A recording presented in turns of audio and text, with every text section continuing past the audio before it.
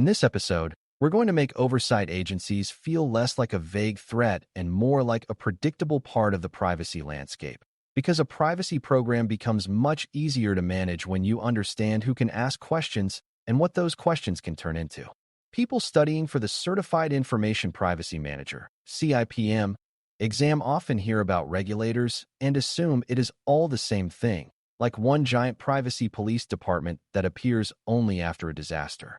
The reality is more structured, and that structure matters because oversight agencies vary by geography, sector, and legal framework, and each one has its own scope, authority, and enforcement style. You'll learn how to think clearly about what an oversight agency can regulate, what powers it may have, what kinds of enforcement actions it can take, and how to interpret its enforcement posture without guessing. Once you can do that, you can translate scary headlines into practical program decisions, and you can build governance and documentation habits that hold up under real scrutiny. Before we continue, a quick note. This audio course is a companion to our course companion books. The first book is about the exam and provides detailed information on how to pass it best. The second book is a Kindle-only ebook that contains 1,000 flashcards that can be used on your mobile device or Kindle. Check them both out at cyberauthor.me in the Bare Metal Study Guide series. A helpful place to start is by defining what an oversight agency is in plain program terms, because that definition keeps you from treating every external actor like the same risk. An oversight agency is an entity empowered by law to supervise compliance with certain rules, investigate potential violations, and take action when obligations are not met. In privacy, oversight can come from specialized data protection authorities, consumer protection regulators, sector regulators like health or financial agencies, and sometimes general attorneys general who enforce consumer and privacy-related statutes. The key point is that oversight is not only about punishment, because oversight also shapes what organizations consider reasonable through guidance, investigations, and public enforcement examples. Oversight agencies are part of the environment that influences risk appetite and program design, because they can create costs, require changes, and demand evidence of program management. A beginner mistake is thinking oversight only matters after a breach, but many enforcement actions begin with complaints, audits, or proactive inquiries unrelated to any single incident. When you understand oversight as supervision plus enforcement, you can design a program that stays ready. Scope is the first concept you need, because scope answers the question of what an agency is allowed to care about. Scope can be territorial, meaning the agency's authority is tied to a jurisdiction or a group of residents, and it can be sectoral, meaning the agency's authority is tied to specific industries or data types. Scope can also be limited to specific kinds of processing or specific kinds of organizations, such as covered entities, service providers, public bodies, or businesses meeting certain thresholds. For CIPM thinking, you want to train your brain to ask, who is in scope, what data or activity is in scope, and what triggers the agency's ability to act. If an organization operates across multiple regions, it may be subject to multiple agencies with overlapping or adjacent scope, which is why privacy programs emphasize standardization and clear mapping of obligations. Scope also affects what rights individuals have and what requirements exist for notices, transparency, and risk assessments, because agencies enforce those requirements within their domain. If you keep scope clear, you avoid the common error of overreacting to the wrong regulator or underestimating the right one. Authority is different from scope, and beginners often blend them together, so it helps to separate them carefully. Scope tells you what the agency is responsible for, while authority tells you what the agency is allowed to do about it. An agency might have broad scope but limited enforcement tools, or narrower scope but very strong powers within that narrow domain.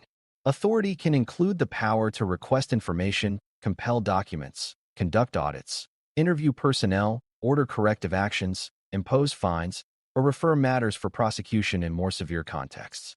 Authority can also include rulemaking or interpretive guidance authority, meaning the agency can clarify how laws should be applied, which can shape what compliance looks like even without a courtroom. For a privacy program manager, authority matters because it determines the kind of evidence you must be ready to provide and the speed at which you may need to respond. A program built only around good intentions tends to collapse under authority-based demands for documentation and proof of consistent controls. When exam scenarios mention regulators asking for evidence, authority is the concept you should reach for.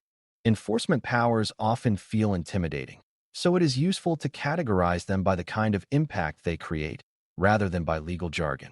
Information gathering powers include requests for policies, inventories, assessment records, training logs, incident timelines, vendor contracts, and communications that show what the organization knew and what it decided. Corrective powers include orders to stop a practice, change a notice, improve consent handling, implement stronger safeguards, or create a compliance program with reporting requirements. Financial powers include administrative penalties, fines, and sometimes restitution-like outcomes depending on the framework and the agency's mandate. Publicity powers include publishing decisions, press releases, and settlement terms, which can create reputational impact beyond the formal legal consequences. Some agencies can also coordinate with other agencies, which means one investigation can expand into multi-regulator scrutiny if issues cross boundaries like consumer protection, security, and sector obligations. For CIPM learners, the important idea is that enforcement is not only about money. It is also about forced change, time-consuming oversight, and public accountability. When you think in these categories, you can design program controls that reduce exposure across all of them. Another crucial concept is enforcement posture, which describes how an agency tends to use its powers in practice. Posture is not the same as authority, because an agency can have strong authority but use it selectively, or have limited authority but be very active within those limits. Enforcement posture is shaped by leadership priorities, political environment, public pressure, resource levels, and the agency's history and mission. Some agencies emphasize guidance and cooperative compliance, especially in early phases of a new law, while others emphasize visible enforcement to set examples and deter misconduct. Posture can also vary by topic, such as focusing on transparency, children's data, targeted advertising, data security, or cross-border transfers, depending on current concerns. A beginner mistake is to treat posture as a prediction you can rely on to take shortcuts, like assuming enforcement will be light, but posture can shift quickly after major events or leadership changes.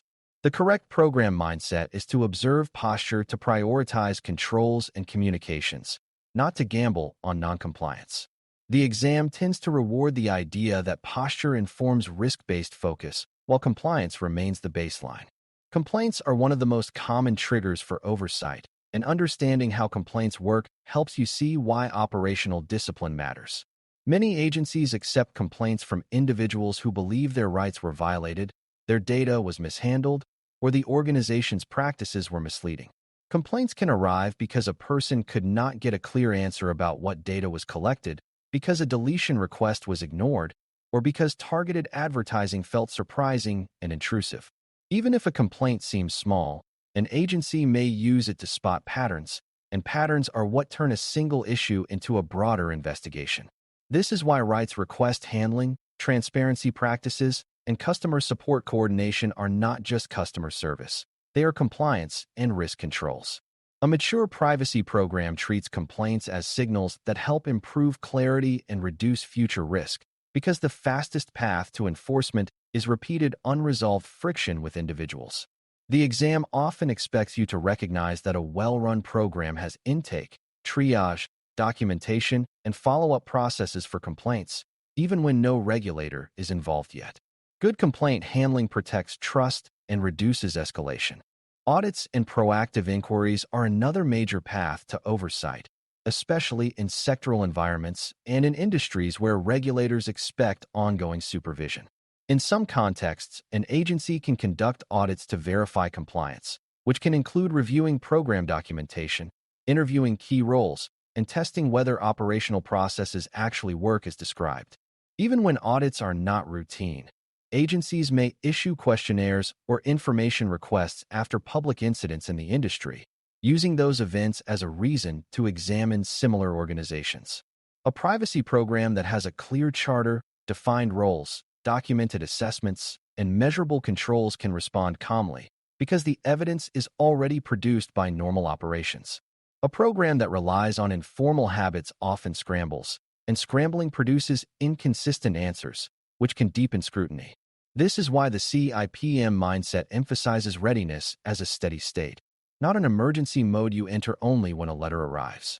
Proactive oversight also reminds you that privacy management is about systematic consistency, because audits do not care how sincere you are, they care what you did and what you can show. When you understand audits as a test of program maturity, you naturally invest in documentation and repeatable processes.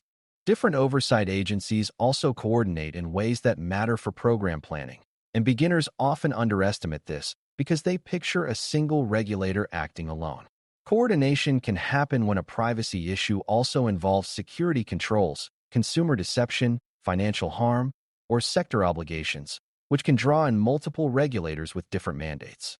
Coordination can also happen across borders when processing affects people in multiple jurisdictions, leading to shared investigations or parallel enforcement actions.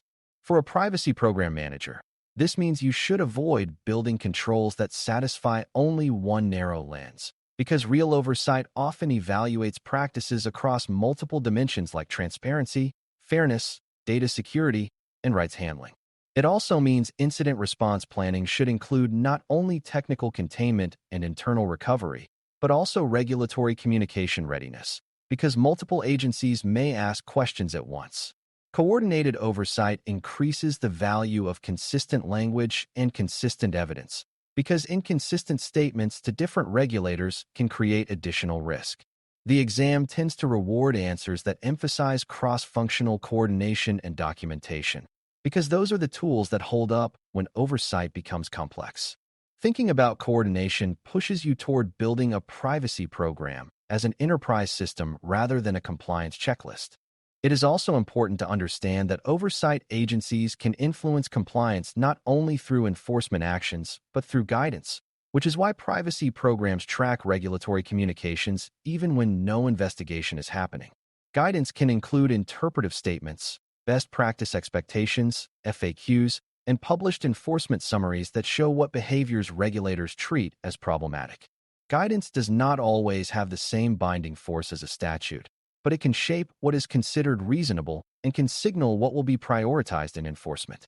For a program manager, guidance helps you adjust your controls, notices, and assessment triggers before problems occur, which is far more efficient than fixing issues after enforcement. Guidance can also help you explain to stakeholders why certain controls exist, because you can tie a program decision to a clear external expectation rather than to internal preference. A beginner trap is to ignore guidance because it is not law, but mature programs treat guidance as an early warning system and a source of clarity. This also supports measurement and continuous improvement, because you can align program metrics with areas regulators emphasize, such as response timeliness or transparency quality. When exam questions mention evolving expectations, guidance is often the bridge between environment changes and program adjustments.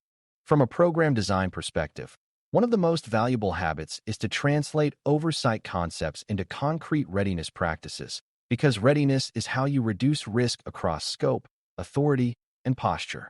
Readiness starts with knowing your processing, which means maintaining reliable inventories and records that show what data is processed, for what purposes, and with what safeguards. Readiness also includes having clear policies and procedures that are consistent with your public notices, because oversight often tests whether commitments match practice. It includes having documented assessments for higher risk processing, because regulators frequently ask how you evaluated impact and why you chose certain mitigations. It includes having a disciplined rights request process with tracking and quality control, because rights handling is a common enforcement focus.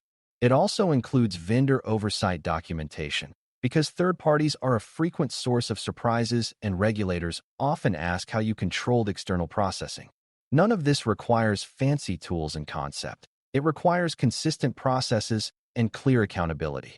The exam is usually steering you toward the idea that the best defense in oversight is a well-managed program, not reactive explanations. Enforcement posture also has a subtle relationship with organizational culture, because how you communicate internally about regulators can either improve compliance or create counterproductive fear. If leaders frame regulators as enemies and compliance as a burden, teams will try to avoid visibility and will treat privacy reviews as obstacles to dodge. That behavior increases risk because bypassing controls is how unmanaged processing spreads. A healthier approach is to frame oversight as an external accountability mechanism that reinforces the organization's commitment to trust and responsible data use. That framing encourages early engagement, honest documentation, and a willingness to fix problems proactively, which makes enforcement less likely and makes responses more controlled when issues arise. It also supports a learning culture after incidents, because teams can focus on improving systems rather than hiding mistakes. The Privacy Program Manager plays a key role in setting this tone, because the program's credibility depends on being calm, consistent, and practical. For CIPM thinking, trust inside the organization matters because internal trust leads to better reporting, and better reporting prevents escalation. Oversight becomes less frightening when it is treated as a predictable part of the environment rather than as a surprise punishment. When you face exam questions about oversight agencies, it helps to apply a consistent reasoning flow that keeps you grounded. First, identify which type of agency is likely involved by recognizing the context, such as territorial privacy rules, sector obligations, or consumer protection issues. Next, think about scope by asking what the agency regulates and why the organization might be in that scope, because that determines what obligations are relevant. Then consider authority by thinking about what the agency can do, such as request evidence, order changes, or impose penalties, because that determines what a reasonable program response should emphasize. Finally, consider enforcement posture by recognizing whether the scenario suggests active enforcement focus, cooperative compliance, or heightened scrutiny due to repeated issues, because that influences prioritization and communication strategy. This flow helps you choose answers that focus on evidence, process, and alignment rather than on panic or vague promises. It also helps you avoid answers that assume a single universal regulator, which is rarely accurate in privacy. The exam rewards structured thinking because structured thinking mirrors how privacy programs handle complexity in real organizations. When you practice this approach, oversight questions become less about memorizing names and more about managing implications. As we close, the key takeaway is that oversight agencies shape privacy program obligations through their scope, their authority, the powers they actually use, and the enforcement posture they bring to the environment. Scope tells you what they regulate and who they can reach, which is why territorial and sector boundaries matter so much in privacy management. Authority tells you what they can demand and enforce, which is why documentation, clear roles, and repeatable processes are essential program controls. Enforcement powers create consequences that go beyond fines, including corrective orders, oversight burdens, and public accountability that can reshape operations and trust. Enforcement posture helps you prioritize and anticipate focus areas, but it should never be treated as permission to take shortcuts, because posture can shift and because mature programs rely on discipline, not gambling. Complaints, audits, proactive inquiries, and coordinated investigations are common pathways into oversight, which means readiness must be continuous, not seasonal. When you can explain oversight agencies with this level of clarity and connect the concepts to concrete program practices, you are thinking the way CIPM is designed to assess. Calm, structured, and focused on building a privacy program that stays defensible under real scrutiny. Thanks for listening. For more audio courses, daily newsletters, and more, please visit baremetalcyber.com.